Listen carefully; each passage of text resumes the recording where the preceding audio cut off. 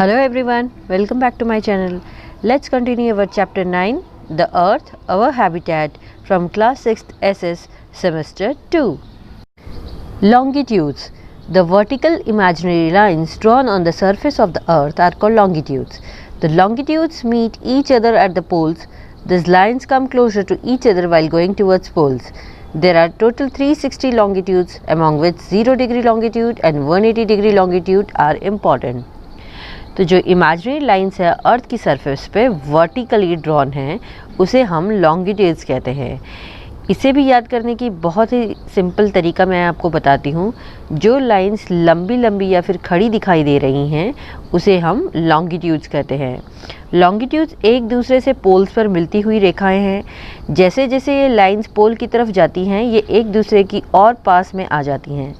लगभग 360 लॉन्गिट्यूड्स हैं, जिसमें से जो लॉन्गिट्यूड 0 डिग्री पर है और जो लॉन्गिट्यूड्स 180 डिग्री पर है वो काफ़ी ज़्यादा इम्पॉर्टेंट है। Next is linear circle. The north south straight line connecting the imaginary surface of the original linear to the earth axis at the same angular distance along the earth surface is called linear circle, that is semi circle. So यहाँ पे आप देख सकते हो that this is semi circle. ठीक है। Now linear circle मतलब क्या? उत्तर दक्षिण की सीधी रेखा एक ही समय में पृथ्वी के एक्सिस की जो ओरिजिनल रेखा है उसको काल्पनिक सतह से जोड़ती है। तो पृथ्वी की सतह के साथ एंगुलर डिस्टेंस को लीनियर सर्कल कहा जाता है। Now next is notice that there is a horizontal line drawn in the centre of the earth surface. It is equator. The equator divides Earth into two equal parts. The portion above equator is called northern hemisphere and the portion towards the south of the equator is called southern hemisphere. Thus, latitudes in its north are called northern latitudes and those towards south are called southern latitudes.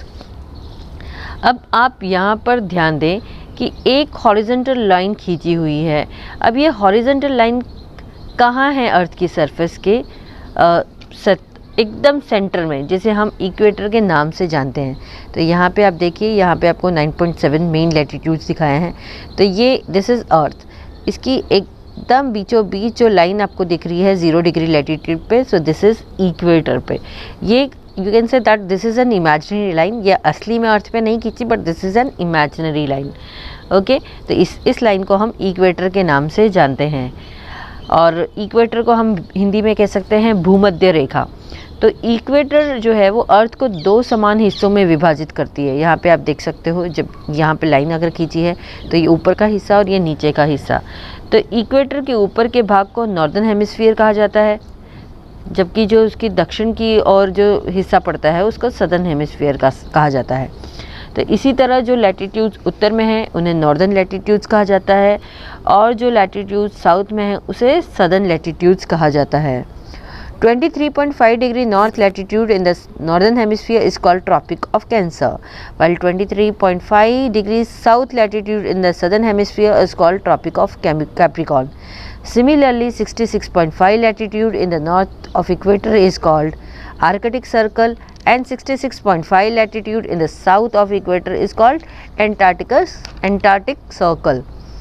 The speed of the sun between Tropic of Cancer in the north and the Tropic of Capricorn in the south of equator is called solicit. Therefore, the circles between these are called solicites. It takes 6 months for the speed of the sun. Earth is tilted at the corner at 23.5 degree. The sun rays fall almost straight between Tropic of Cancer and Tropic of Capricorn. तो यहाँ पे आप देख सकते हैं 23.5 degree south latitude in the northern hemisphere is called Tropic of Cancer. तो जो latitude 23.5 degree north latitude पे पड़ रहा है हम नॉर्दर्न हेमिस्फीयर में, उसे हम ट्रॉपिक ऑफ कैंसर कहते हैं, यानी कि कर्क रेखा।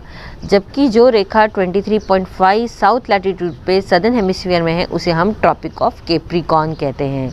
इसी तरह से जो लैटिट्यूड्स इक्वेटर में नॉर्थ डायरेक्शन में 66.5 डिग्री लैटिट्यूड पर है उसे हम आर्कटिक सर्कल कहते हैं, और जो लैटिट्यूड्स इक्वेटर से साउथ डायरेक्शन में साउथ 66.5 डिग्री साउथ लैटिट्यूड पर है उसे हम एंटार्क्टिक सर्कल कहते हैं। उत्तर में ट्रॉपिक ऑफ कैंसर और इक्वेटर से ट्रॉपिक ऑफ कैप्रिकॉर्न के बीच जो सूर्य की गति है उसे हम सोलेसिट कहते हैं, इसलिए इनके बीच के चक्रों को एकांत कहा जाता है, यानी कि सोलेसिट। सूर्य की इस गति के लिए 6 महीने लग जाते हैं। हमारी जो पृथ्वी है वो एक कोने से लगभग 23.5 जितनी टिल्टेड है। टिल्टेड यानी कि इस तरह से झुकी हुई है।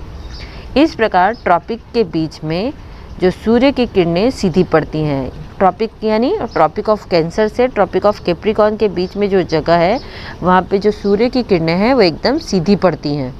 तो when you will see 9.8 figure, you will able to see properly that sun rays are directly falling on this tropic of Cancer to tropic of Capricorn.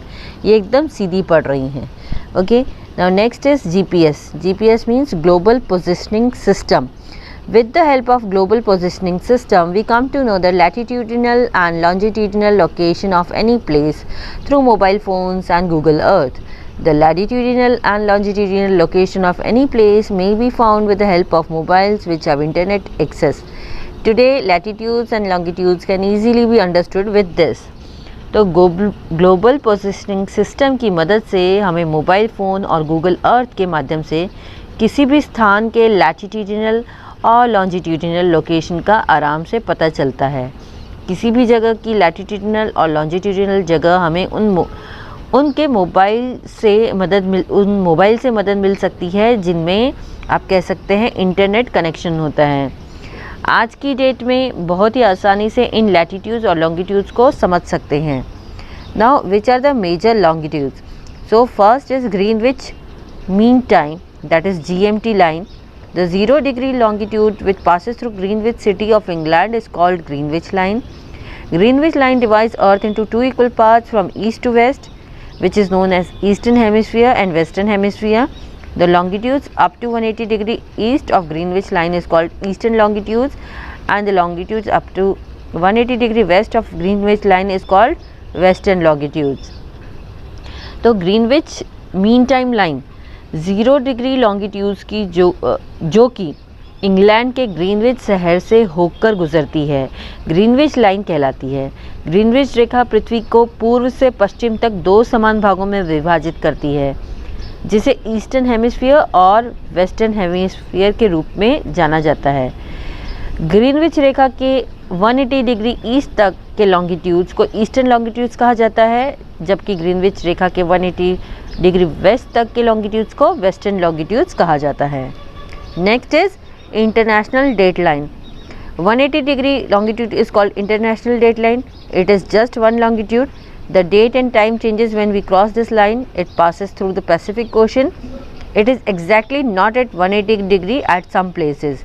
It is zigzag form. The reason behind it is that if it is drawn straight, it will cross some island or some countries, because of which two dates will mix up on the same island. In some places, while going to other side of an island, date may change, which will create confusion. To prevent this confusion, the line is deviated roughly. अब international date line को हम क्या कहते हैं? International date line को हम अंतर्राष्ट्रीय तारीख रेखा कहते हैं, दिनांक रेखा आप कह सकते हैं। तो 180 डिग्री लॉन्गिट्यूड्स को अंतर्राष्ट्रीय दिनांक रेखा कहा जाता है। ये सिर्फ एक लॉन्गिट्यूड है। जब हम इस रेखा को पार करते हैं तो ये तारीख और समय बदल देता है। यह कुछ स्थानों पर 180 डिग्री पर बिल्कुल नहीं है, ये जिगजैग रूप में है। इसके पीछे ये कारण है कि यदि इसे सीधा खींचा जाता है तो ये कुछ द्वीपों या कुछ देशों को पार कर जाएगा, क्योंकि दो तिथियां एक ही द्वीप पर मिलेंगी। इसके कारण कुछ स्थानों में ये एक आइलैंड की तारीख और दूसरी तरफ जाने पर परिवर्तन हो जाता है, मतलब चेंज हो जाता है। जो भी होगा मतलब ये जो भी चीज़ें होंगी इसकी वजह से क्या होगा? कन्फ्यूजन क्रिएट होगी। अगर एक ही आइलैंड पे या एक ही जगह पे दो तारीख हो जाएंगी, दो डेट्स हो जाएंगी, तो बहुत सारी कन्फ्यूजन क्रिएट हो सकती हैं। तो इस कन्फ्यूजन को रोकने के लिए इस रेखा को रफली एकदम ड्रॉ किया हुआ है। To avoid any confusion of date, this line is drawn through the sea and not the land. तो किसी भी भ्रम यानी किसी भी कन्फ्यूजन की स्थिति से बचने के लिए इस रेखा को समुद्र में खींचा जाता है, ना कि भूमि पर। Tropics that is zone. From the given figure 9.10, it becomes clear that Earth is divided in different parts of the basis of difference in temperature, light, heat and cold. These parts are called zones. Regions receiving more or less light and heat have been divided as follows. तो यहाँ पे आप देख सकते हैं 9.10 जो figure दिया है ये ट्रॉपिक्स के बारे में दिया है, मतलब डिफरेंट जोन्स दिए हैं हमारे अर्थ पे। तो 9.10 से ये एकदम स्पष्ट हो जाता है कि पृथ्वी पर 23.5 डिग्री साउथ लैटिट्यूड के आधार पर विभिन्न भागों में विभाजित किया है। अब ये किन बेसिस के हिसाब से इसको डिवाइड किया है ये हम देखते हैं।